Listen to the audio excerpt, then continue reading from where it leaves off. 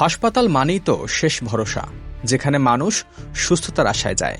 কিন্তু সেই হাসপাতালেরই gynae word থেকে খাবার খাওয়ানোর প্রলোভন দেখিয়ে ৬০ বছরের এক অসহায় বৃদ্ধাকে ডেকে নিয়ে যাওয়া হবে, এমন বিভীষিকাময় ঘটনা আমাদের সমাজের রন্ধ্রে রন্ধ্রে জমে থাকা অন্ধকারকেই যেন উন্মোচিত করেছে। গভীর রাতে যখন চারপাশ নিস্তব্ধ, তখন হাসপাতালের মতো একটি নিরাপদ আশ্রয়ে থাকা নারীকে মোটরসাইকেলে করে অজ্ঞাত স্থানে নিয়ে গিয়ে যে পাশবিক নির্যাতন চালানো হয়েছে তা কেবল অপরাধ নয়, এটি আমাদের মানবিক বোধের চরম অবমাননা।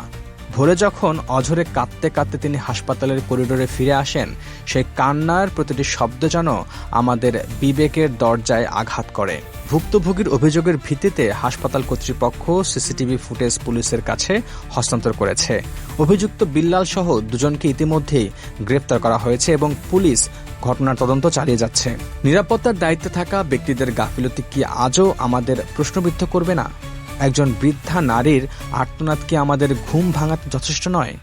সংশ্লিষ্ট কর্তৃপক্ষ ও বিচার বিভাগের কাছে দাবি, এই জঘন্য ঘটনার দ্রুত তদন্ত হোক এবং অপরাধীদের দৃষ্টান্তমূলক শাস্তি নিশ্চিত করা হোক। আমরা যেন আর কোনো অসহায় মাকে এভাবে নিষ্ঠুরতার শিকার হতে না দেখি।